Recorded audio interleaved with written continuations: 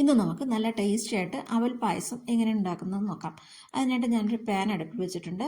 അതിലേക്ക് 3 ഗ്ലാസ് പാൽ ഒഴിച്ചു കൊടുക്കാം. അതിൻ്റെ കൂടെ 1 ഗ്ലാസ് വെള്ളം കൂടെ ഒഴിച്ചിട്ട് നല്ലപോലെ ഒന്ന് തിളപ്പിക്കാനായിട്ട് വയ്ക്കാം.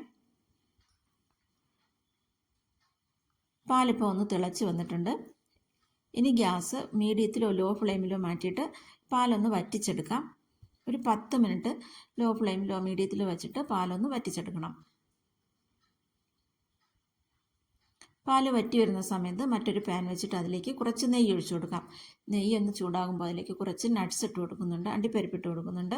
ഈ കിസ്മിസ് ഇഷ്ടമുള്ളവർക്ക് അതും കൂടെ ചേർത്ത് കൊടുക്കാം. പായസത്തിൽ കിസ്മിസ് ഇഷ്ടമുള്ളവർ ചേർത്താൽ മതി. ഞാനിപ്പോൾ ചേർക്കുന്നില്ല, നട്ട്സ് മാത്രമേ ചേർക്കുന്നുള്ളൂ. അണ്ടിപ്പരിപ്പ് ഒന്ന് മൂത്ത് വരാനായിട്ട് നന്നായിട്ടൊന്ന് ഇളക്കിയിട്ട് കോരി മാറ്റാം. അതേ പാനിലേക്ക് തന്നെ ഒരു 100 ഗ്രാം അവലാണ് ഞാൻ എടുത്തിട്ടുള്ളത്, അതിട്ട് കൊടുക്കാം. ഞാനിപ്പോൾ എടുത്തിരിക്കുന്നത് മട്ട അവലാണ്. അവലിട്ട് നല്ലപോലെ ഒന്ന് ഇളക്കി കൊടുക്കാം. നന്നായിട്ടൊന്ന് ക്രിസ്പി ആയിട്ട് വരുന്നത് വരെ ഒന്ന് ഇളക്കി കൊടുക്കാം. എന്നിട്ട് അത് മാറ്റി വയ്ക്കാം. പാല് നന്നായിട്ടൊന്ന് തിളച്ചിപ്പോൾ ഒന്ന് കുറുകി വന്നിട്ടുണ്ട്, കുറച്ചൊന്ന് വറ്റി വന്നിട്ടുണ്ട്. ആ സമയത്ത് ഇതിലേക്ക് പഞ്ചസാര ചേർത്ത് കൊടുക്കാം. നമ്മൾ അവലെടുത്ത ആ പാത്രത്തിൽ പകുതി അളവിൽ അതിൻ്റെ പകുതി പഞ്ചസാരയാണ് എടുത്തത്. മധുരം ഓരോരുത്തരുടെ ഇഷ്ടത്തിനനുസരിച്ച് ചേർത്ത് കൊടുക്കണം. ഞാനിപ്പോൾ കുറച്ച് കണ്ടൻസ്ഡ് മിൽക്ക് കൂടെ ചേർക്കുന്നുണ്ട്, അതുകൊണ്ടാണ് ഇത്രയും പഞ്ചസാര എടുത്തത്. പഞ്ചസാര ഇട്ട് ഒന്നുകൂടെ ഒന്ന് ഇളക്കിയ ശേഷം അവലിട്ട് കൊടുക്കാം. അവലിട്ട് കഴിഞ്ഞാൽ പിന്നെ ഒരു 2-3 മിനിറ്റ് തന്നെ മതിയാകും. 5 മിനിറ്റ് കൂടിപ്പോയാൽ അത്ര സമയം മതിയാകും പായസം റെഡിയാവാനായിട്ട്. അവലിട്ട് നന്നായിട്ടൊന്ന് ഇളക്കി കൊടുക്കാം. അതിനുശേഷം കണ്ടൻസ്ഡ് മിൽക്ക് ചേർക്കാം.